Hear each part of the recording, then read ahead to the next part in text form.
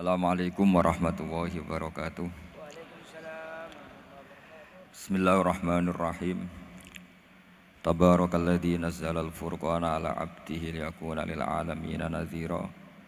Allahumma shalli wa sallim ala sayyidina Muhammadin wa ala alihi wa sahbihi ajmain. Amma ba'du. Yang sangat saya hormati Habib Hasan Toha Putra Al-Munawwar, Bapak Rektor, Bapak Direktur RSI, semua pengurus yayasan yang saya hormati, juga teman-teman baik yang putra maupun putri yang kami hormati. Niki ngaji bareng ya, terus ini bukan acara diskusi tapi acara nopo? Ngaji. Saya mau ngaji tentang ayat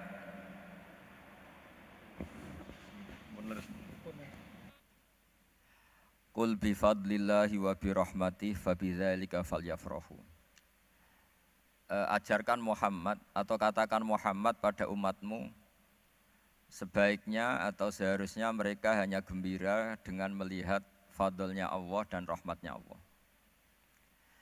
Ini harus kita pahami mulai dari konstruksi yang paling pokok, yaitu akidah.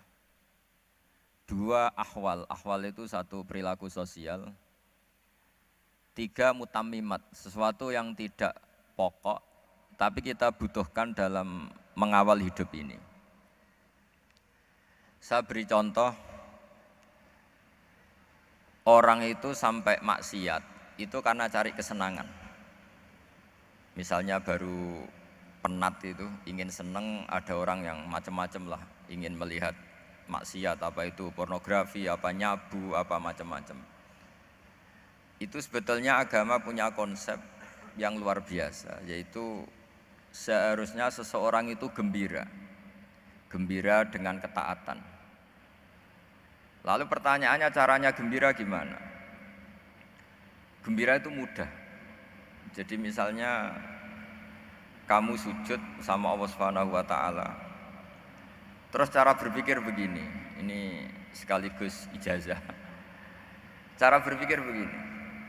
Ya Allah, ini kata Sayyidina Ali, kafani izzan an akuna laka abdan wa kafani fakhron an takuna li robban.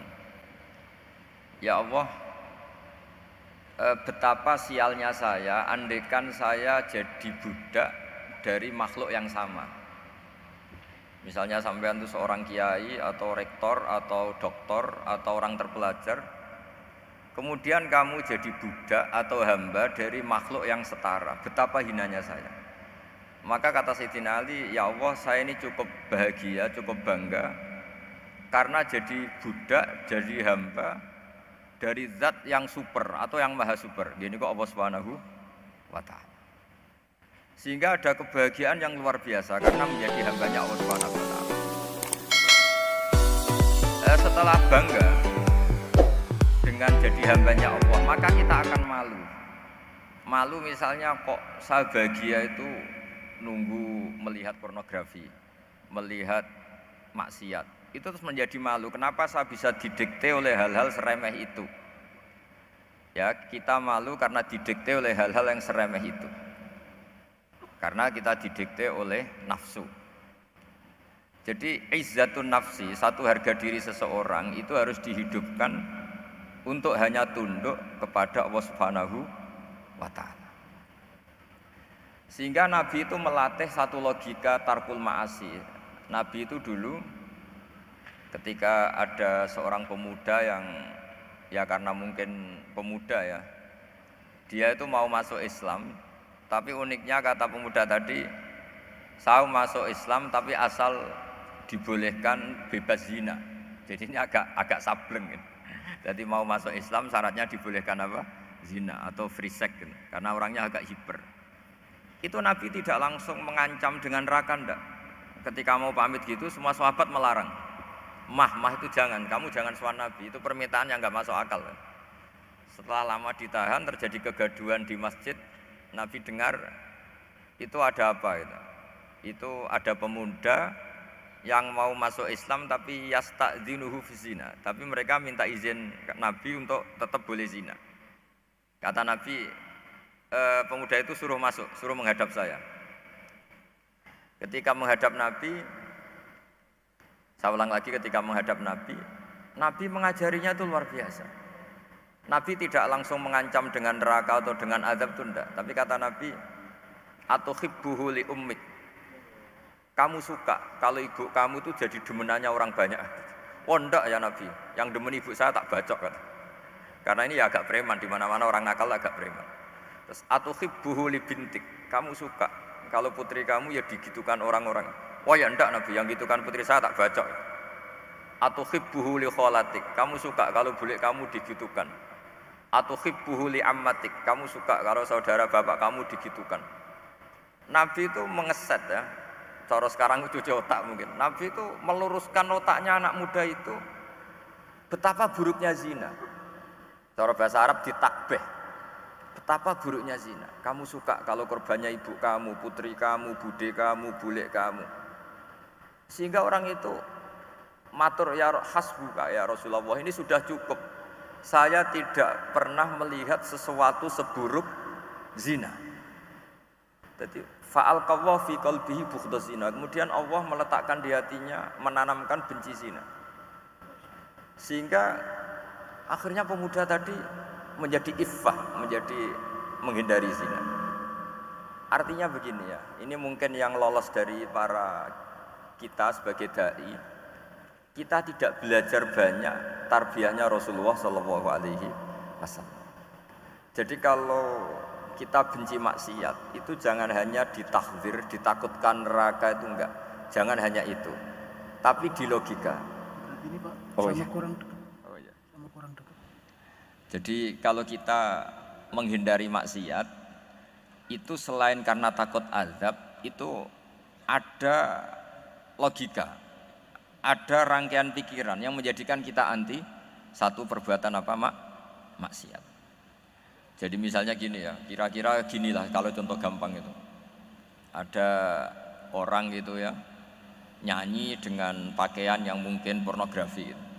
Mungkin pemuda-pemuda ingin melihat itu, tapi bisa diobati gini. Kok enak dekne mergawe kok tak bayari, aku kehilangan duit gitu. Meskipun dengan logika yang agak serampangan, yang penting menjadi kita ini punya harga diri untuk tidak tergantung hal-hal seperti itu. Sehingga Nabi itu cara menggambarkan tadi mulai atuhibbuhu li ummik. Kamu suka kalau ibu kamu jadi demenannya orang lain. Pemuda tadi bilang yang demen ibu saya mau saya bunuh. Ditambah lagi atuhibbuhu li bintik. Bagaimana kalau korbannya putri kamu, bule kamu, bude kamu. Sehingga terus si pemuda tadi betapa buruknya zina, betapa murahnya zina. Akhirnya pemuda tadi alqawwa fi qalbi bughdaz zina. Terus kemudian pemuda tadi itu sangat membenci dengan apa? Perzinahan. Nah, pikiran-pikiran seperti ini harus kita tanamkan. Harus kita tanamkan supaya orang itu benci melakukan maksiat. Karena satu memang takut sukhtuwah, takut dibendu Allah atau dibenci Allah. Dua, memang logika kita mengarahkan tidak maksiat. Nah ini yang terkait Unisula yang nangani kedokteran, nangani medis. Sesuatu yang dilarang Allah itu pasti madharat. Maka untuk melarang seseorang bergantung sama narkoba misalnya atau hal-hal yang bahaya pada fisik, itu satu tentu bagi ahlullah, tentu karena takut Allah. Tapi banyak masyarakat yang memang benar-benar bisa meninggalkan narkoba karena efek buruknya narkoba, efek buruknya apa? Ganja. Itu kita tanamkan sedemikian rupa bahwa itu mengakibatkan sakau, mengakibatkan tidak sadarkan diri, mengakibatkan kebangkrutan ekonomi macam-macam. Sehingga mereka benar-benar benci sama yang namanya narkoba. Jadi di antara manhajul Quran itu kalau mentakbih, memburuk-burukkan maksiat itu mesti dikritik innahu kana fahisyah, innahu kana fahisyata wa makta wa sa'a sabila, innahu kana fahisyata wa sa'a sabila, diulang beberapa kali. Sehingga dibutuhkan kecakapan untuk menganggap satu hal yang buruk itu fahisyah, sesuatu yang enggak rasional, sesuatu yang tidak positif, sesuatu yang pasti berdampak negatif. Sehingga kalau misalnya tadi dibacakan oleh Qori kuntum khaira ummatin ukhrijat linnasi ta'muruna bil ma'ruf wa tanhauna 'anil munkar. Untuk berhenti dari kemungkaran itu satu takbihun litilkal munkar atau litilkal munkarat, bahwa munkarat itu kita cap, kita stigmasi bahwa itu buruk sekali. Seperti Nabi mengajarkan pemuda tadi, masa kamu suka ibu kamu digitukin lelaki lain, putri kamu, bulik kamu, bude kamu, sehingga orang ini pikirannya termindset betapa buruknya zina. Sama seperti kita sukses memindset betapa buruknya narkoba, betapa buruknya bahan-bahan terlarang. Begitu juga seterusnya, terus pengkhianat dan sebagainya. Tapi problem manusia adalah dia itu akan mencari kebahagiaan atau kesenangan sesaat. Maka caranya gimana? Keinginan senang lewat maksiat ini dilawan dengan nyaman dengan taat. Saya ulang lagi, nyaman dengan taat. Sehingga ulama dulu punya kalimatul munajat, artinya kalimat hubungan pribadi sama Allah yang menjadikan orang itu nyaman. Dan ini yang diajarkan kitab-kitab tasawuf. Kitab tasawuf itu sukses mengajarkan melihat alam raya ini semuanya nyaman, termasuk yang mengecewakan. Itu dianggap nyaman. Saya berkali-kali mengajarkan ilmu ini karena ini musalsal ila Rasulillah SAW. Itu pernah suatu saat Imam Ahmad itu dipanggil sama tetangganya, anak muda. Tentu Imam Ahmad ini orang yang sangat soleh, sangat waroi, sangat tunduk sama perintahnya Allah dan Rasul. Pemuda tadi manggil, ya Ahmad, datang ke rumah saya. Imam Ahmad datang. Setelah sampai ke pemuda tadi, sudah pulang lagi, saya tidak butuh kamu. Pulang lagi. Setelah sampai rumah dipanggil lagi, ya Ahmad, datang lagi. Datang lagi. Oh, saya tidak jadi butuh, pulang lagi. Sampai 3 kali. Dan itu perangai ekspresi Imam Ahmad itu atau ulama lain yang sesoleh beliau itu nyaman, indah. Beliau tetap senyum-senyum, nyaman itu. Beliau tidak tersinggung, tidak terprovokasi, pokoknya tidak tersinggung, kelihatan nyaman. Lama-lama pemuda ini terus tanya, ya Ahmad, kamu saya perlakukan seperti ini kok tidak tersinggung? Kamu senyum-senyum saja, happy-happy saja. Jawabnya Imam Ahmad itu unik. Wahai pemuda, saya kamu panggil itu senang sekali. Karena kata Nabi, kalau kamu iman dengan Allah dan Rasul, maka hormatilah tetangga. Jadi saya senang. Karena nuruti perintah Allah untuk menghormati tetangga. Jadi tidak ada urusannya dengan kamu. Kagetnya kayak apa? Jadi dipanggil tetangga ya senang karena melakukan perintahnya Allah dan Rasul, yaitu ikramul jar, fal yukrim jarahu. Disuruh pulang, kamu ingin saya pulang, ya saya pulang. Disuruh datang, ya saya datang. Jadi saya tidak tersinggung, saya tidak ada urusan dengan kamu. Urusan saya dengan Allah Subhanahu wa ta'ala. Itu kalau bapak-bapak istrinya ngomel terus sabar itu ya bagus. Saya tidak punya urusan. Kalau kamu terprovokasi oleh istri, berarti kamu didikte oleh makhluk. Masa seorang rektor didikte makhluk? Kan tidak keren. Apalagi seorang habib didikte makhluk, kan enggak keren. Yang bisa mendikte kita hanya Allah Subhanahu wa ta'ala. Dan Allah mendikte kita, mengajarkan kita wa ashiruhunna bil ma'ruf fa in karihtumuhunna fa asa an takrahu syai'a wa yaj'alallahu fi khairan katsira. Jadi cara melihat istri kita bawel gitu atau cerewet, alhamdulillah ini ada pahala tanpa modal, cukup sabar. Kalau istri kamu sedang mesra malah mintanya ke mall, malah biayanya tinggi. Murah mana dapat pahala dimarahin sama saat mesra minta ke mall? Milih yang pertama kan? Nah ya itu tidak usah modal itu. Ya gitu aja. Jadi kalau istri sedang marah bawel, anggap saja ini rezeki. Dapat pahala tanpa apa? Biaya. Nah kalau pas rukun malah nantang ke mall, biayanya malah tinggi.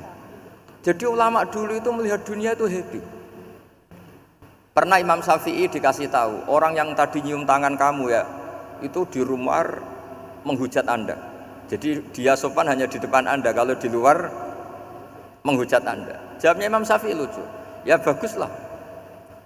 Yang cerita ini kaget. Kenapa bagus ya Aba Abdillah? Kalau manggil Imam Syafi'i ya Aba Abdillah. Ya berarti saya masih wibawa, di depan saya tidak berani katanya. Jadi dipandang enteng saja. Jadi kalau kamu di depan kamu istri kamu tidak berani belanja, tidak ada kamu belanja banyak, anggap saja Anda wibawa.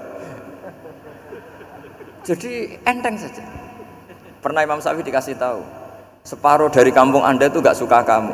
Ya baguslah. Kenapa? Oh nak rukun malah bakal utang katanya gitu. Kira-kira yang utang tuh yang rukun apa yang neng-nengan? Yang rukun. Jadi enteng saja. Masyhur itu makalahnya Imam Syafi'i. Waman asa'a ilaika faqad atlaqaka. Orang yang berbuat buruk sama kamu berarti membebaskan kamu. Kalau saya sedang nenengan sama Habib Hasan Toha Putra, beliau naik Alphard nggak nawarin saya sah karena baru nenengan. Tapi kalau sedang rukun malah harus repot mana? Rukun sama ndak rukun? Repot rukun sebetulnya. Jadi Imam Syafi'i itu happy saja. Kalau sedang rukun sama tetangga ya dianggap rukun itu satu kenikmatan, sedang tidak rukun ya dianggap satu kenikmatan. Jadi orang dulu itu serilek itu melihat dunia. Kalau kita kan enggak, ego. Wah saya ini suami kok dimarahin istri. Wah ini egonya bangkit. Padahal egonya bangkit itu ada kebodohan di situ. Yaitu seorang rektor didikte seorang istri, seorang makhluk. Apalagi kalau Anda daftar wali itu tidak akan jadi wali. Ini wali kok tunduk sama makhluk. Karena didikte apa? Makhluk. Maka Imam Ahmad ketika tetangganya bully gitu ya santai saja, beliau happy. Ketika pemuda tadi iskal janggal, kenapa kamu gak tersinggung ya Ahmad? Memangnya saya harus tersinggung gimana? Kan tak panggil tidak jadi, tak panggil tidak jadi. Hei pemuda, saya ini tidak punya urusan dengan kamu. Saya nuruti kamu karena perintahnya Allah. Saya senang melakukan perintah Allah, harus berbaik sama kamu. Sampai 3 kali. Jadi kebahagiaan ini pula yang harus kita latih dalam melakukan ketaatan. Tapi kalau kita sudah tidak bahagia dengan taat, itu bahaya sekali.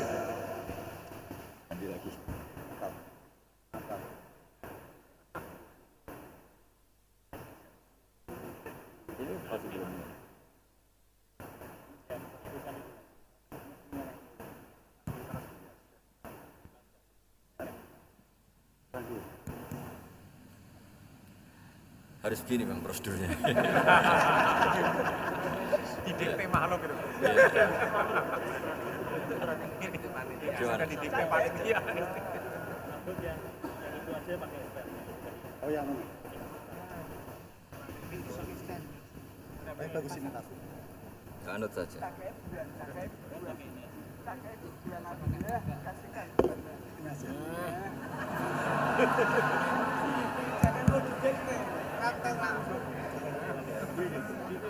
Ya.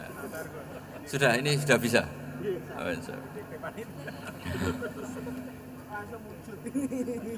Sudah, ini sudah benar. Untungnya kiainya latihan jadi wali, jadi gak tersinggung. Kalau ndak ini sudah masalah ini. Paling ndak kan baru ngajarkan gitu, masa ada bisa meraktekkan gitu. Jadi pura-pura soleh. Tapi memang obsesi saya terbesar atau cita-cita saya terbesar memang setiap ngaji saya ingin orang mukmin semuanya itu bahagia. Dengan bahagia itu mereka tidak neko-neko ingin mencari kebahagiaan lewat jalur apa maksiat. Sehingga dalam konstitusi ulama yang ditulis di kitab-kitab usul fikih, dan itu kitab yang saya kaji, selalu saya kaji, itu membela-bela sesuatu yang mubah itu sampai luar biasa. Karena melihat mubah itu, misalnya Anda tidur itu berstatus mubah, Anda bermain catur berstatus mubah, Anda rileks sama teman jagongan semalam dengan teman rektor atau dosen atau yayasan, itu melihatnya bukan mubah tapi tarkul maksiyah. Misalnya saya semalaman asik musamarah itu jagongan malam sama Habib Toha Al-Munawwar. Itu awang ngitungnya bukan, wah ini jagungan ngalor ngidul tidak penting tuh, enggak. Malam itu bahak tidak ke dugem, tidak ke tempat maksiat. Sehingga ada ulama yang mengatakan mubah itu enggak ada. Saya ulang lagi, mubah itu tidak ada. Kan umumnya ulama bagikan wajib, ya kan, haram gitu. Terus diantaranya mubah, sunat, makruh. Ada ulama yang mengatakan mubah itu tidak ada. Kenapa logikanya begini? Itsma min mubahin illa wa yatahaqqaqu bihi tarku haramimma. Karena tidak ada mubah yang Anda lakukan kecuali saat itu pasti ditinggalkannya sebuah keharaman. Misalnya Anda sedang jagungan sama istri di luar, di rumah, asik di rumah semalaman. Mungkin bahas hal-hal yang ringan. Mungkin melihat sinetron atau apalah yang ringan. Tapi di situ terjadi Anda meninggalkan ke tempat-tempat maksiat. Sekarang ninggal maksiat itu wajib apa mubah? Wajib. Padahal Anda sedang melakukan mubah. Nah, itu dicatat oleh Allah itu tarkul haram, meninggalkan keharaman. Jika masyhur dalam cerita wali-wali itu, Abu Yazid yang seperti itu ibadahnya pernah tanya, "Ya Allah, lalu yang makomnya orang seperti saya siapa?"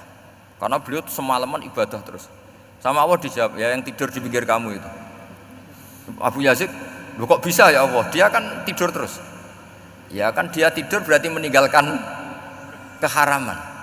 Ngomong sing potongan tukang maksiat tuh apik turu apik melek kira-kira gitu. Apik turu. Timbang sama nak melek pola wis turu ae kira-kira gitu. Jadi enggak usah dipaksa tahajud, dipaksa qiyamul lail itu. Iya kalau qiyamul lail. Kalau dapat informasi, "Oh, ke sini ikut saya," terus katut kan repot.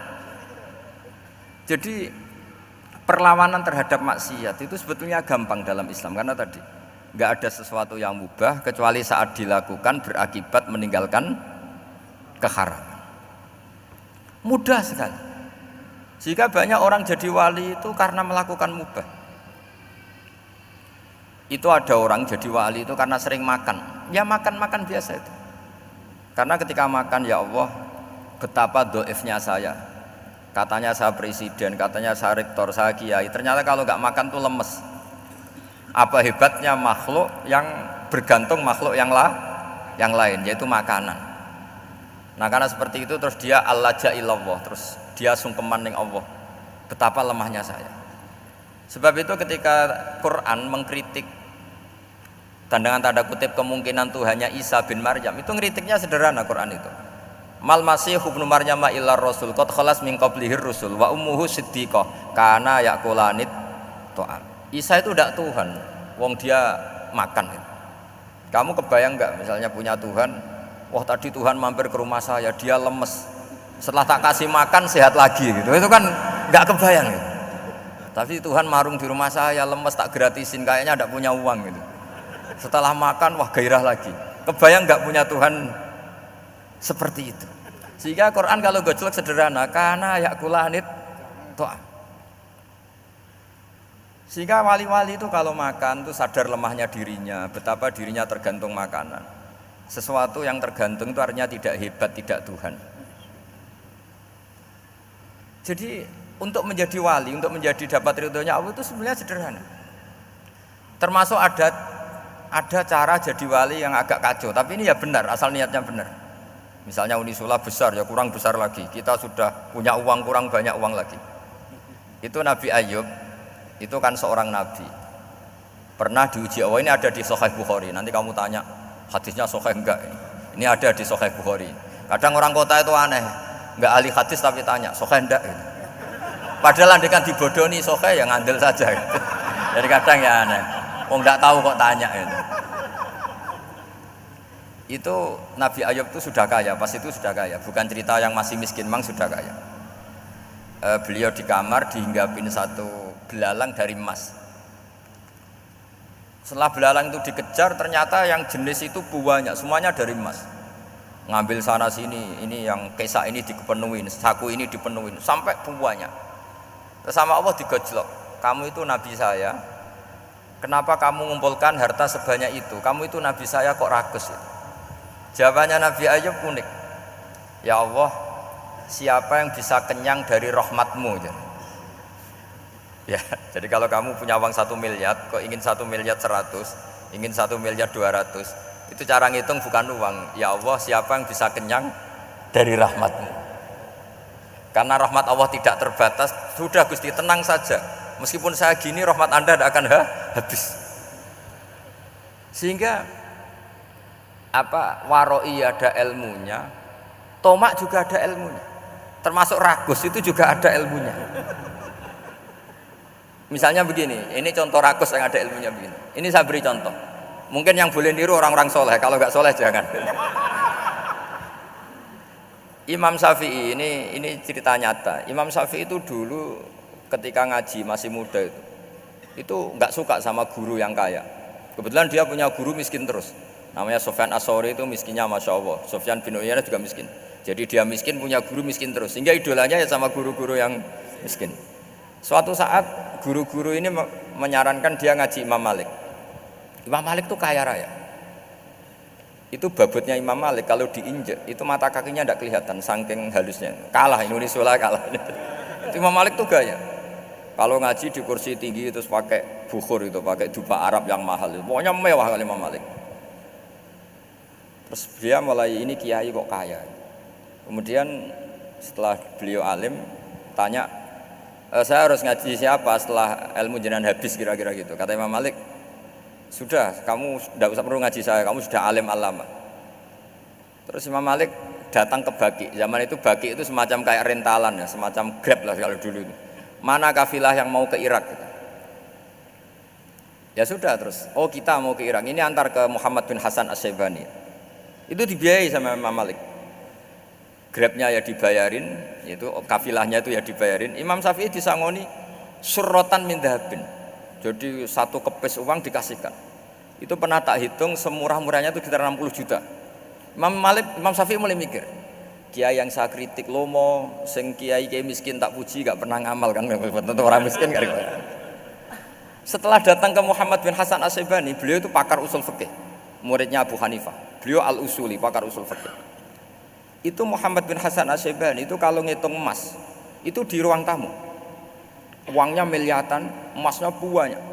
Dari kota ini dipindah ke kota ini, emas kalau ngitung di ruang tamu. Bukan di kamar, di ruang tamu. Imam Syafi'i tambah kaget. Imam Malik kayak gitu sudah saya soal, malah ini kaya raya. Setelah Imam Syafi'i kelihatan kaget, digojlek sama Muhammad bin Hasan As-Syaibani karena beliau senior. Ata'jabu min hadza, kamu aneh melihat ini? Iya. Kenapa? Ulama kok kaya raya. Terus kata Muhammad bin Hasan, ya sudah, uang ini tak kasihkan orang-orang fasik, binti gue demenan, gue nyabu, gue macam-macam. Oh jangan, nanti dipakai maksiat. Oh jenengan mawon sing suka. Semenjak itu Imam Syafi'i rubah mindset. Jadi kalau kampus ini ingin akreditasi A, ingin mulia, ingin apa, kamu ridho kalau yang punya prestasi seperti itu adalah orang-orang fasik. Ridho enggak? Enggak kan? Maka didoakan ini. Nah itu namanya berpikir secara usuli. Kamu jangan hanya nuruti karena berpikir waroi terus kamu benci kekayaan, benci pangkat, benci apa, enggak bisa seperti itu. Karena pangkat dan kekayaan ketika dikelola secara kesolehan maka akan menjadi energi positif yang luar biasa. Semenjak itu Muhammad bin Hasan As-Syaibani berhasil mendidik Imam Syafi'i. Sampai akhirnya keterusan Imam Syafi'i berpendapat kalau orang Islam bisa bikin rumah tingkat kok punya rumah reot itu haram kata. Akhirnya keterusan. Kalau bisa jadi bupati kok jadi ketua RT juga haram. Karena al-Islam ya'lu wala yu'la alaih. Islam itu luhur bukan bisa diluhurin. Sehingga rata-rata orang Syafi'iyah termasuk kiai-kiai Indonesia itu rata-rata ya agak-agak politikus. Ya agak-agak kedonyan, mungkin sebagian ya kedonyan tenan gitu. Karena nggak ridho gitu loh kalau kesempatan itu dikuasai orang fasik kemudian menjadi kekuatan maksiat. Coba kalau bupati itu orang yang fasik, kemudian programnya supaya rakyat seneng semalaman dangdutan yang purno misalnya, supaya rakyat seneng dibolehkan dugem, dibolehkan judi. Tapi kalau yang jabat orang soleh kan ada beberapa perda yang menolak penyakit apa? Masyarakat. Jadi kamu jangan melihat bahwa kepangkatan ini hanya sebagai alat korupsi, alat otoriter, enggak. Asal kena orang soleh, maka ini menjadi energi kesolehan atau energi positif. Sebab itu ketika Allah muji para nabi yang soleh, diantaranya disifati apa? Faqad ataina ala Ibrahim al-kitab wal hikmata, terusannya ayat wa atainahum mulkan azim. Dan Nabi Ibrahim dan keluarganya tak kasih kerajaan yang besar.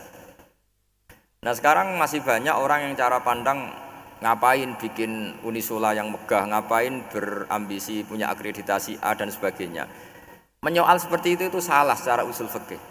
Karena secara usul fikih kesempatan yang baik tentu harus diperjuangkan oleh orang-orang yang soleh. Karena ini supaya jadi otoritas yang positif. Itu dulu ada latihannya. Jadi orang dulu itu gampang sekali ketika milih miskin ditanya, kenapa miskin? Saya ingin hisab saya ringan. Tapi ketika mereka kaya, yang soleh, supaya harta ini tidak dipakai orang yang nanti dipakai maksiat. Kita misalnya orang soleh kok mau pangkat, karena kita ada ridho, kepangkatan itu dipegang orang maksiat, kemudian menjadi energi maksiat. Begitu juga seterusnya. Maka ulama dulu itu rileks. Sampai Syekh Nawawi Al-Bantani itu nanti bisa dicek di tafsir Qul hal yastawil ladzina ya'lamuna wal ladzina la ya'lamun. Beliau muji-muji ulama. Kemudian ada seorang yang agak hasud mungkin. Tanya begini. Hebatnya ulama itu begini-begini. Terus ditanya, tapi kenapa kita sering melihat ulama ngantri proposal di rumahnya bupati kan? Sementara bupati enggak pernah datang ke ulama ngaji ihya. Jawabannya Imam Syekh Nawawi itu unik. Ya karena ulama itu tahu gunanya uang, sehingga nyari uang untuk pondok, untuk masjid. Sementara bupatinya tidak tahu gunanya ilmu, maka tidak pernah ngaji. Jadi ya ringan saja oleh. Jadi ya sudah seperti itu. Jadi kalau ada ulama kedonyan, anggap saja karena tahu gunanya uang. Jadi kenapa ulama ngantri di kabupaten, bukan bupati ngantri di ulama? Jawabannya karena ulama tahu gunanya uang, sementara bupatinya nggak tahu gunanya ilmu. Ya kira-kira gitulah. Ada ustadz tidak ganteng, kesengsem rondo cantik, karena tahu gunanya ustadz itu. Artinya tahu gunanya kalau saya nikah nanti punya anak jadi gus, karena kan dia kiai gitu. Tapi rondone raro gunanya dia karena miskin gitu. Jadi ulama dulu itu rileks, menafsirkan apa saja itu rileks, termasuk saat terpojok itu rileks. Karena semuanya dianalisis pakai ilmu. Sehingga ciri utama wali itu apa? Ala inna awliya Allahi la khaufun alaihim walahum yahzanun. Enggak ada rasa takut, enggak ada rasa gampang. Karena melihat sesuatu itu gampang saja. Saya ulang lagi, melihat sesuatu itu gampang saja, ringan. Saya beri contoh ya betapa pentingnya mindset ya, cara berpikir. Orang itu menjadi kikir itu karena nganggap hidup itu lama dan uang itu penting. Kalau zaman Nabi itu sederhana kalau melihat hidup. Pernah suatu saat Nabi itu punya jatah makan. Karena Nabi itu hidupnya juga pas-pasan. Jadi Nabi itu unik. Beliau di satu sisi kaya raya, bisa ngurmat Abu Hurairah, Ammar, Suhaib. Ashabu Sufa itu dirawat Nabi semua. Itu kan kaya, bisa ngerawat sekian orang. Tapi di sisi yang lain untuk pribadinya beliau miskin. Kadang nggak bisa makan hari itu. Tapi di saat yang sama bisa merawat ahlus Sufa. Jadi keliru kalau orang hanya cerita Nabi itu miskin, untuk makan dirinya aja susah. Itu keliru. Kelirunya kalau tidak diteruskan, tapi Nabi mampu menghidupi ahli Sufa. Singkat cerita jatah makannya Nabi itu dikasihkan orang ketika Nabi tanya, ya Aisyah, makanan jatah saya di mana? Oh ya Rasulullah, tadi ada orang minta tak kasihkan, maka makanan itu habis. Apa kata Nabi? Kamu salah Aisyah. Yang kamu kasihkan itu justru yang masih. Ya yang kamu kasihkan itu justru yang masih. Sehingga Nabi menganggap, makanya Nabi terus ngendikan. Ya kalau mukhatabnya lelaki ya kira-kira begini. Wahal laka min malika illa ma akalta fa'afnaita walabista fa'ablaita. Terus hanya wa tasaddaqta fa'abqaita kata Nabi. Harta kamu ya kamu makan kemudian ke WC jadi kotoran, atau punya pakaian mewah nanti rusak. Wa tasaddaqta fa'abqaita. Ada yang kamu sedekahkan yaitu yang abadi sampai akhir.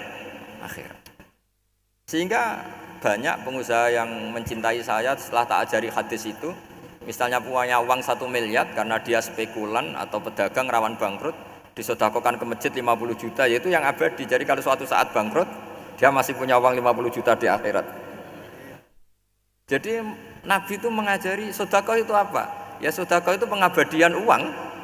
Kalau kita kan enggak, bilang sedekah itu nguras uang. Itu pikirannya setan dan pikirannya orang Islam. Itu cara berpikir setan, bukan cara berpikir umat apa? Sehingga Sayyid Ali Zainal Abidin itu kalau ada orang minta, kemudian beliau ngasih, itu beliau bilang gini, marhaban biman hamala zadi ilal akhirah. Matur nuwun nggih jenengan sing beto sangu kula nate. Jadi dianggap teller saja. Orang yang minta uang beliau itu dianggap tukang nyatet bank ini. Karena sudah ditabungkan, ya sudah. Kalau kita kan enggak, wah pengemis tuh ganggu gini-gini. Kecuali pengemis profesi ya mungkin kita agak-agak enak. Mari zaman akhir itu ada pengemis apa? Profesi. Jadi repot zaman akhir. Terus tak beri contoh lagi kebahagiaan ketika kita milih Islam moderat. Islam kita diajarkan guru-guru kita, utamanya oleh guru kita Mbah Maimun. Saya juga sering ketemu beberapa ulama dunia, termasuk Habib Umar. Saya juga ikut sowan ke sini pas beliau sama Habib ini Hasan Toha Putra di sini sama orang-orang moderat itu cara berpikir juga luar biasa indah. Beliau pernah cerita ya beberapa ulama lah, banyak yang cerita itu. Saya pernah diceritani seorang alim ketika ada orang ekstremis itu mau ngebom di tempat maksiat. Kebetulan yang maksiat itu kebanyakan ya orang Islam. Karena di negara yang mayoritas Islam. Ditanya sama Syekh Sa'rawi. Syekh Sa'rawi itu mufassir top di mana? Mesir. Ini mau tak habisin karena mereka orang Islam kok maksiat terus. Terus ditanya sama Imam Sa'rawi. Laumatu ala khini ma'asihim aina masiruhum. Kalau mereka mati dalam keadaan maksiat, mereka kemana? Ya ilanar, mereka pasti masuk neraka. Terus ditanya sama Imam Sa'rawi, wahal masiruhum ilanar muradun nabi amlah. Punya umat maksiat kemudian mati masuk neraka, itu yang diinginkan Nabi apa enggak? Ya tidak aja. Ya sudah, enggak usah dibom, ditunggu tobatnya kata. Karena kalau mati dalam keadaan itu ke neraka dan itu tidak yang diinginkan Rasulullah Sallallahu Alaihi Wasallam. Terus ekstremis ini menjadi tobat, tidak berpikir ekstremis mas. Jadi orang itu harus berpikir mindset yang baik. Meskipun kadang berpikir baik itu ya agak-agak kacau. Ada seorang wali majdub itu kalau berdoa agak kacau, tapi nggak bisa dibantah. Masyhur itu doa itu. Ini sekaligus ijazah, tapi kalau sebelum wali nggak boleh. Itu datang ke makamnya Rasulullah SAW. Terus doanya itu begini, ya Allah sekarang terserah engkau. Ya Allah sekarang terserah engkau. Jika saya kamu jadikan orang soleh, jika saya engkau jadikan orang soleh, maka surra habibuk, maka kekasihmu ini senang. Yang susah musuhmu yaitu setan. Tapi kalau engkau menjadikan saya orang fasik, maka yang susah kekasihmu, yang senang musuhmu. Jenengan punya dua pilihan itu. Wah itu kan doa tapi kayak teror itu. Ya jadi berdoa di Raudhah. Wah itu mesti mandi itu karena agak-agak maksa Tuhan itu. Ya Allah engkau punya dua pilihan. Jika saya jadi orang soleh, maka kekasihmu ini senang. Musuhmu yang susah yaitu setan. Tapi jika saya jadi orang fasik, maka musuhmu yang senang, kekasihmu yang susah. Mohon terserah jenengan mau menyenangkan kekasihmu apa menyenangkan musuhmu gitu. Kira-kira gimana? Kalau tertarik boleh doa itu dipraktekkan. Tapi kayaknya kalau copy paste itu gak keren apa? Jadi dulu orang itu muamalah sama Allah dan Rasul itu rileks. Rileks itu nyaman karena ya tadi kul bi fadlillah wa bi rahmati fa bidzalika falyafrahu. Sehingga Imam Izzuddin bin Abdissalam itu ngendikan innalladzina yarmunal muhsanatil ghafilat. Di antara kebaikannya ibu-ibu atau mbak-mbak ini harus berstatus ghafilat. Perempuan-perempuan pelupa. Ghafilat itu pelupa. Pelupa dari kenikmatan maksiat sehingga mereka dengan taat. Misalnya ada ibu-ibu atau mbak-mbak atau juga bapak-bapak tahajud, kemudian nyaman dengan tahajud itu. Kira-kira terbersit enggak ingin maksiat? Enggak kan, karena sudah nyaman dengan tahajud, dengan taat. Maka dibutuhkan kenyamanan dalam beribadah. Sebab itu ala bidzikrillahi tatmainnul qulub. Makanya saya termasuk kiai yang setiap ngaji itu happy, seneng. Karena ini untuk kampanye, seneng dengan ngaji, dengan taat itu sudah luar biasa. Kayak apa kalau mereka senengnya kalau nunggu melakukan maksiat. Jadi termasuk bentuk perlawanan kita terhadap maksiat adalah usahakan kamu itu bahagia, senang dengan taat. Istiqnas billah, mu'anasah billah, farah billah, itmi'nan tumakninah billah. Sehingga ini mencukupkan kita tidak berkebutuhan maksiat. Meskipun kita ya manusia pasti suatu saat atau sudah pernah maksiat. Ora usah diceritakno lah niku wis mesti gitu. Lah orang-orang dulu itu orang yang sukses mengelola bahagia ma Allah wa billah walillah. Sehingga wali-wali dulu itu jadi wali itu tidak mesti karena ibadahnya banyak, itu enggak. Mereka orang yang ibadahnya itu biasa. Biasa-biasa sekali. Ulama-ulama dulu ibadahnya biasa sekali. Tapi qulubuhum ma Allah, hatinya itu ma Allah. Itu ada seorang wali itu jadi wali, Umar bin Abdul Aziz yang dikenal khamisul khulafa. Khamisul khulafa. Di luar khulafa Rasyidin 4, di antara yang soleh adalah siapa? Umar bin Abdul Aziz. Itu ketika mau meninggal, itu senangnya bukan main. Itu semuanya nangis, beliau senang. Terus tanya, kenapa kamu senang? Memangnya saya kalau mati itu kemana aja? Ila khairi madhubin ilah, ke zat terbaik. Timbang urip mbek kowe bolet atau mbek arhamur rahimin gitu. Yaitu Allah Subhanahu wa taala. Jalaluddin Ar-Rumi ketika mau meninggal itu muridnya nangis semua, beliau marah. Kamu harusnya pesta karena saya mau ketemu kekasih saya, malah kamu tangisi. Goblok sekali kamu katanya. Jadi orang-orang dulu itu luar biasa. Karena tadi mereka tidak ingin ketemu Allah itu dianggap problem. Harus sesuatu yang membahagiakan. Makanya wali-wali itu kalau berdoa begini. Wa khairu ayyami yauman alqa fih, dan jadikan hari terbaikku adalah hari ketika saya ketemu engkau ya Allah. Pernah dengar doa itu? Wa khairu ayyami yauman alqa fih, dan hari terbaikku adalah hari saat ketemu engkau. Aman kan enggak? Sampai mati ku wedi. Saya tidak tahu wedi dosa apa wedi Israel apa wedi malaikat siapa? Malaikat Mungkar Nakir. Sebenarnya tidak perlu seperti itu. Karena cara pandang Nabi itu ini bisa dipraktekkan. Kalau kamu orang baik, mati artinya apa? Ya baik.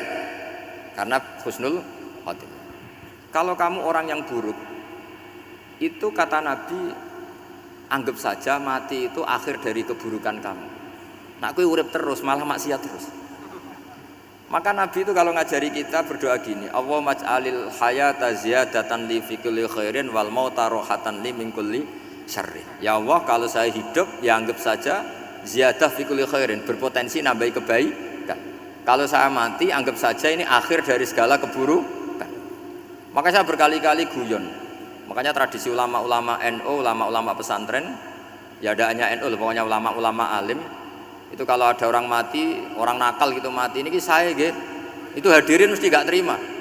Wapi enang di wong wakal. Tapi dipaksa sama kiainya, saya gitu. Lama-lama dipaksa. Saya gitu. Padahal ning atine kiai wis ra iso maksiat meneh, wis saya gitu. Karena dengan mati berarti saya sudah tidak bisa maksiat lagi. Jadi Nabi melihat hidup dan mati itu segampang itu.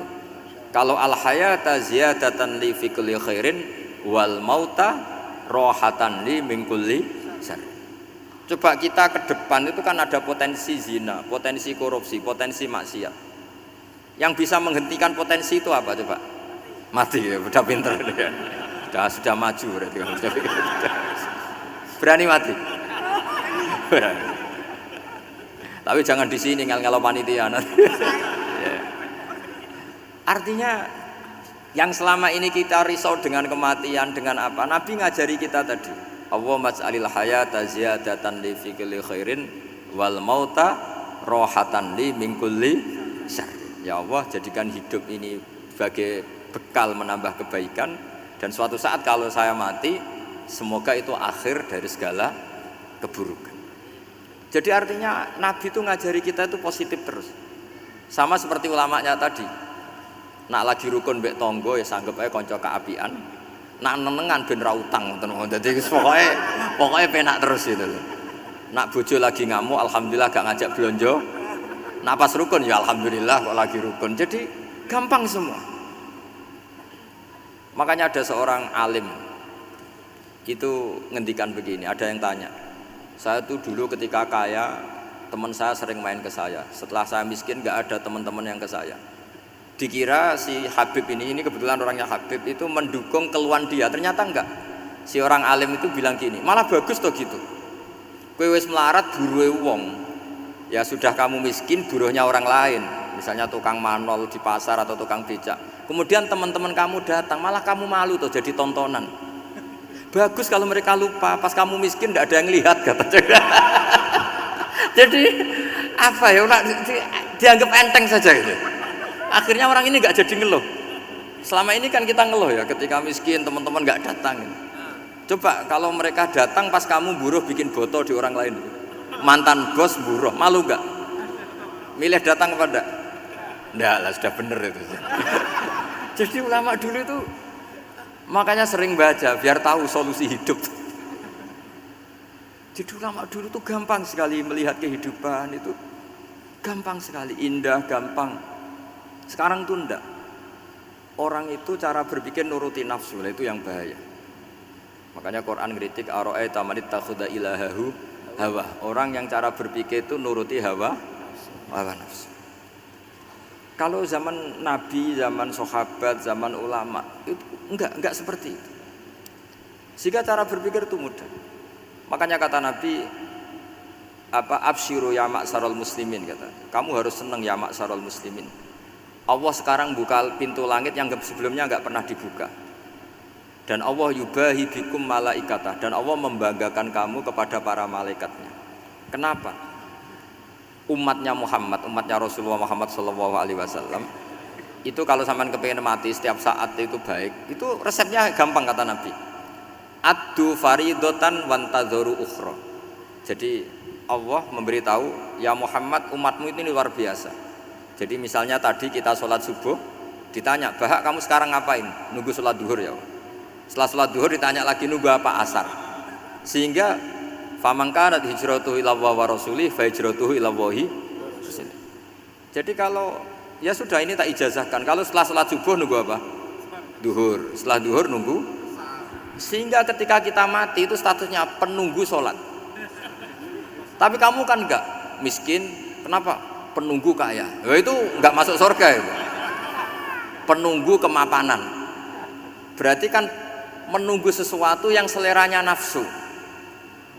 Beda kalau penunggu sholat, berarti kamu di dunia menunggu ritual ibadah. Maka diantara ijazahnya Nabi apa?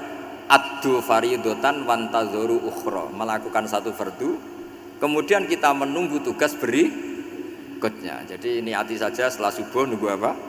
Duhur. Setelah duhur, meskipun kita di perapatan, apa? Nunggu asar. Tapi ya asar betul, jangan nunggu tok pas asar enggak. Jadi sebetulnya umat ini gampang sekali.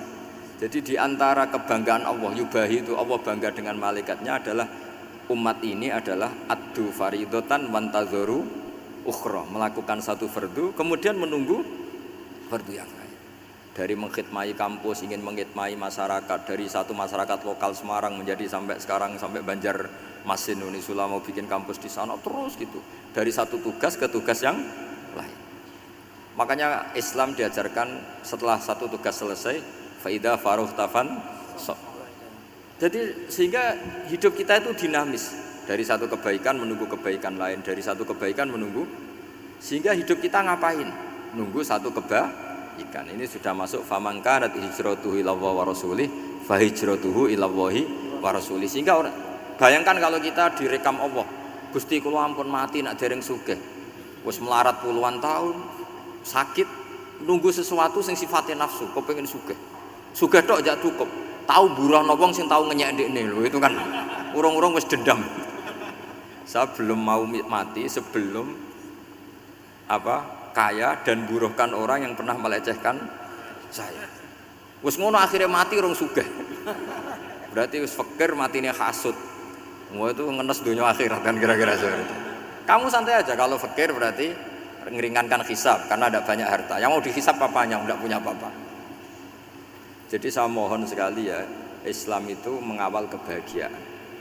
Sebab itu sampai bahagia itu menjadi perintah Islam, kul bi fadlillah wa bi rahmati fa bidzalika falyafrahu. Karena dengan bahagia bitaat diharapkan orang Islam itu tidak bahagia atau cari kesenangan lewat jalur maksiat. Sehingga ciri utama wali apa? Ala inna auliya Allahi la khaufun 'alaihim wa lahum yahzanun. Sehingga ulama dulu itu rileks-rileksnya, termasuk yang saya ceritakan tadi, Imam Ahmad, Imam Syafi'i, itu melihat apa saja rileks. Ya tadi kalau disenengi orang ya barokah, punya kawan kebaikan. Nak dineng ya barokah dineng di gedingi tonggo rada utang, ranjuk tulung itu. Jadi rileks saja. Masyhur itu Imam Syafi'i ngendikan, "Waman asaa ilaika faqad atlaqaka." Orang yang berbuat buruk sama kamu, hakikatnya adalah membebaskan kamu. Atlaqo itu apa? Membebaskan. Enak gak jadi hidup gitu? Kalau kamu kan enggak, kok gedeng aku salahku apa? Malah kamu ujub tuh, orang kok gak tahu salahnya. Kamu jadi suami, istrinya ngomel, kurang apa saya sebagai suami? Ya kurang banyak, ndak ganteng, ndak kaya, ndak ini. Malah kalau diterangkan malah parah toh. Ya sudah, rileks saja. Kalau dia ngomel ya tadi, alhamdulillah dapat pahala tanpa apa? Biaya. Terus ngomel kan butuh energi, paling yang ndak kuat 3 jam. Nanti juga berhenti apa? Sendiri. Terus ambil nilai positifnya, misalnya ngomel sama suaminya, bagus lah. Kalau ngomel sama tetangga malah kayak apa gitu aja udah. Jadi ulama dulu itu gampang sekali melihat hidup. Rasulullah ya gitu, melihat hidup tuh gampang saja. Ketika tanya, ya Aisyah apa ada sarapan? Tidak ada ya Rasulullah, ya sudah saya tak puasa. Jadi enteng saja. Kadang-kadang beliau ingin puasa, ya puasa sunat, ada sarapan nggak jadi puasa. Rileks. Nabi itu rileks. Kalau ngajari kebaikan juga rileks. Nah sekarang itu banyak orang yang karena mungkin kurang baca, Islam itu kayak menjadi aturan yang bengis, yang repot, yang mengekang. Itu tidak seperti itu. Yuridu wa bikumul yusra wala yuridu bikumul usra. Allah menghendaki agama ini mudah. Sehingga ada sahabat di Imami Mu'ad itu baca Baqarah. Sahabat ini pekerja petani, mufarokoh ditinggal. Ketika Mu'ad lapor, ya Rasulullah ini ada orang munafik, tengah-tengah sholat mufarokoh saya ditinggal. Yang disalahin itu tidak yang ninggal tapi Mu'ad. Afattanun anta ya Mu'ad, kami itu tukang fitnah. Masa ngimami petani pakai surat Baqarah? Jadi yang disalahkan ini imamnya. Kalau kamu jadi imam, sholatnya ya yang cepat. Makanya terus banyak orang kecepetan karena tadi. Jadi Nabi itu enteng sekali. Jadi apa ya? Nabi itu beda dengan yang kita bayangkan, beda. Nabi pernah ngaji di masjid, kemudian ada tetangga lewat pakai cangkul ke kebun. Semua sahabat gerutu. Ini orang tidak benar, ada Nabi ngaji ditinggal saja ke kebun, tidak ikut ngaji. Jawabannya Nabi, tidak, itu bagus, itu ikut sunnah saya. Kenapa ya Rasulullah? Dia kerjanya nyari halal. Dan untuk menghidupi keluarganya itu juga ajaran saya. Sehingga yang ngaji ya ajarannya Nabi, yang nggak ngaji karena kerja mencukupi keluarga juga ajarannya Nabi. Segampang itu. Oh, kalau kayaknya kamu kan, wes gak roh akhlak kan gitu. Nabi rileks saja nak gini. Sampai bisa lihat itu di Ikhya, di bab Fadhailul Kasbi. Makanya ini penting sekali supaya orang itu berpikir Islam atau mendakwahkan Islam itu berdasar sanad ya yang muttasil yang pernah dilakukan Rasulullah Shallallahu Alaihi Wasallam. Semoga barokah. Assalamualaikum warahmatullahi wabarakatuh.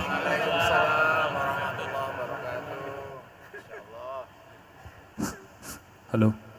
Terima kasih kami sampaikan atas pencerahan yang disampaikan oleh Gus Baha. Alhamdulillah ini masih ada waktu yang sangat panjang sehingga kita akan buka sesi tanya jawab.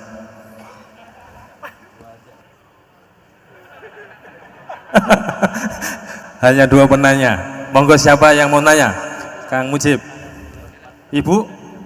Ibu 1. Ya, monggo. 2 saja. Monggo.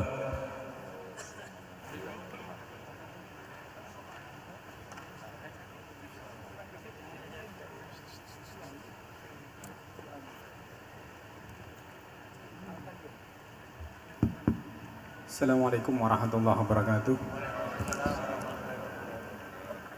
Allahumma arinal haqqa haqqa warzuqna tiba'ah wa arinal batila batila warzuqna tinabah. Gus, di era sekarang ini terlalu banyak kiai. Jadi saking banyaknya kita yang awam ini bingung mana kiai yang benar, yang betul-betul benar menurut Allah. Mana yang seperti nampaknya benar tapi ternyata itu tidak seperti yang diinginkan Allah. Jadi cara pandang panjenengan ini bagi saya sudah luar biasa mencerahkan sekali. Jadi karena itu kami mohon, ini kebetulan ada ketua yayasan, juga ada Pak Rektor, ada baiknya kampus ini mulai mendekatkan tradisi keilmuan santri dan akademik, ngaji yang fundamental begini. Saya usul itu Bu, bagaimana 1 bulan sekali lah Gus Bahak kerso ke Semarang. Itu yang pertama. Yang kedua, saya juga termasuk orang yang gelisah dengan realitas sekarang. Saya juga mau ngajukan permohonan kepada Gus Bahak. Permohonan yang paling ini, mbok jenengan nulis 1 buku, saya muslim saya happy gitu loh. Ini kayaknya pas banget ini. Jadi ben ora ketok kok serius banget beragama saiki ki abot banget gitu. Itu yang ketiga, ini penting sekali bagi kita orang-orang tua. Zaman saiki golek anak iso ngalim kok Gus Bahak angel. Jadi saya ingin tolong Gus Bahak ceritakan sejujur-jujurnya bagaimana orang tua jenengan didik sejak kecil sampai iso koyo sampean sakniki. Cekap saya kira. Assalamualaikum warahmatullahi wabarakatuh.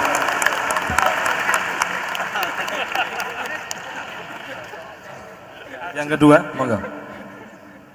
Mohon dibantu mic.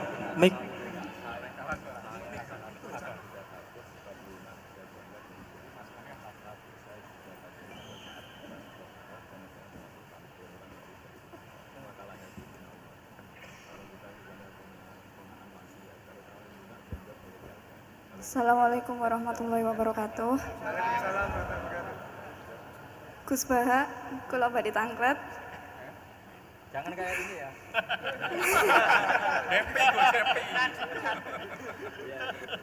Untuk perempuan, hakikatnya menutup aurat niku pripun? Soalnya kula gadah teman niku rata-rata santri tapi kok mboten menutup aurat secara sempurna. Nah, kula pengen ngertos ilmune niku sing jelas pripun. Sampun.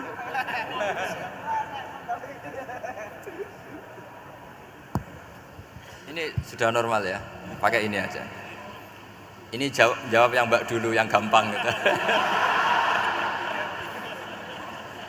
Ya yang jelas itu satrul aurat itu ada yang fisik ya, kayak menutup aurat dalam madzhab Syafi'i kita tahu auratul mar'ah fis sholat itu ada pengecualian ilal wajah wal kafain. Tapi kalau kharijah sholat adalah jami'u badaniha dalam madzhab Syafi'i. Tapi dalam sebagian ulama mengatakan ilal wajah wal kafain tetap termasuk istisna di luar sholat. Itu dari segi fisik ya atau zahir. Tapi sebetulnya juga harus dilakukan satrul aurat secara maknawi, menutup sesuatu yang buruk. Artinya kan gini ya, aurat itu kan sesuatu yang buruk kalau kelihatan ya. Sehingga misalnya kasus di beberapa negara mungkin fisiknya sudah benar ditutupin tapi mungkin tetap maksiat. Tapi ada yang gugat, yang penting nggak maksiat meskipun buka aurat. Ya keliru, buka aurat sendiri sudah maksiat, itu malah aneh lagi gitu.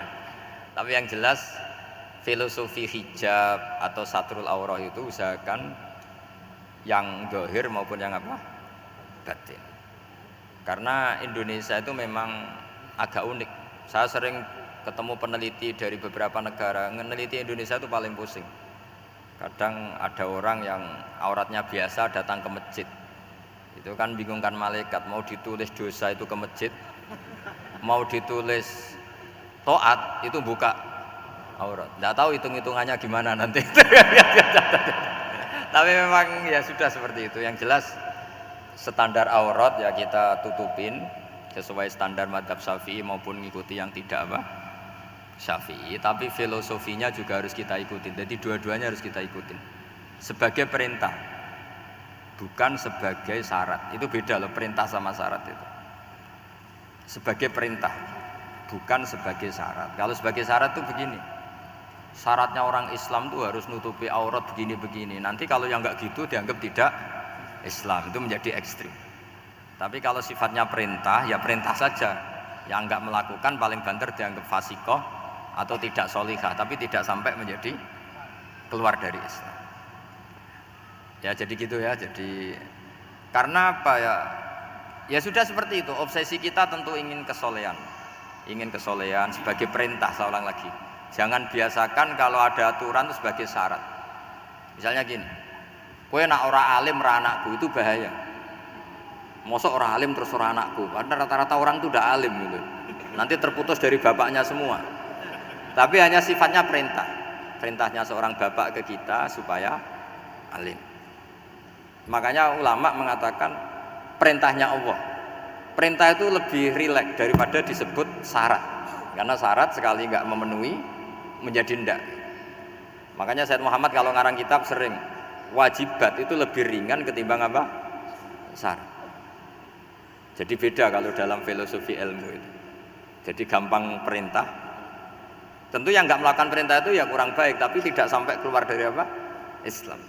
Karena perilaku kesolehan itu perintah, bukan syarat. Sehingga Nabi nanti ngendikan beberapa yang masyhur itu kan, syafaati li ahlil kabair min ummati. Meskipun umatnya yang nggak benar ya tetap diaku sebagai umat. Jadi beda perintahnya Nabi sih, semuanya kalau bisa soleh, harus bisa soleh. Tapi tetap ini sifatnya perintah, bukan syarat. Nggak bisa kamu mengatakan syaratnya orang Islam itu dalam beraurat begini, syaratnya soleh nggak pernah maksiat. Memangnya Nabi nggak pernah maksiat. Ya saya kira demikian ya, cukup ya. Lah kalau ini resikonya dia seneng saya, makanya bagus dia tidak seneng saya, jadi enggak. Jadi ini kalau seneng saya malah ngatur-ngatur gini. Ya. Terus soal ngaji di sini tiap bulan itu jelas tidak satu rutin, karena kalau sampean sopan di mana-mana ngaji itu datang ke kiainya.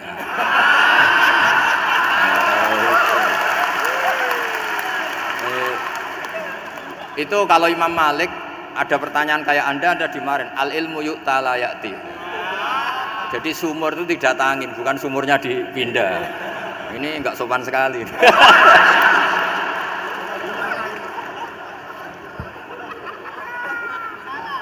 Terus menyangkut orang tua, kenapa saya alim, itu juga enggak boleh dijawab.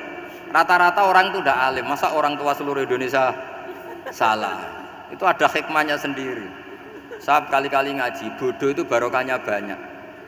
Coba barokahnya orang bodoh, akhirnya nempat di pedalaman Kalimantan, Sulawesi, akhirnya bikin masjid di situ bikin. Kalau dia alim mungkin jadi ketua MUI di Jakarta, nggak akan punya desa binaan. Jadi Allah mendesain ini sudah sempurna, sudah tidak usah protes, sudah begitu aja. Coba ada orang alim alamah, kira-kira itu kan nggak akan di pedalaman Kalimantan, Sulawesi. Barokahnya santri rodok bodoh itu, akhirnya kerja di dalam hutan, kerja di kampung-kampung, akhirnya agama ada di mana? Kalau pinter semua, di Unisula semua jadi rektor nanti. Jadi Allah mendesain ini sudah baik, tidak usah dipaksakan sesuai versi kamu, nggak usah. Jadi ya sudah, memang seperti itu. Jadi dulu zaman sahabat itu, saya cerita sedikit. Nabi itu kalau muji Madinah itu sundel langit, kalau muji Mekah ya sundel langit. Tapi Sayyidina Ali keluar ke Kufah. Sayyidina Ali itu akhirnya pindah ke Kufah, ke Najaf. Karena pikirannya Sayyidina Ali, Mekah Madinah hanya baik secara buk'ah, secara tanah. Tapi di antara kebaikan Nabi adalah nasrul Islam. Akhirnya Sayyidina Ali milih ke Kufah. Andai kan sahabat tidak milih keluar dari Mekah Madinah sebagiannya, pasti Islam tidak menyebar. Karena semuanya tersentralisasi di Mekah dan Madinah. Tapi ada saja sahabat yang tetap nyaman di Mekah Madinah karena sholat di sana sebagaimana 1000 sholat. Ya sudah seperti itu, dilihat gampang saja. Akhirnya yang di Mekah Madinah ya tidak ngeritik yang keluar juga gak ngeritik yang di Mekah Madinah. Jadi yang alim tidak ngeritik yang bodoh apalagi jangan ngeritik yang alim. Yang jelas orang bodoh ngatur orang alim itu dosa itu yang. Ya, saya kira demikian. Assalamualaikum warahmatullahi wabarakatuh.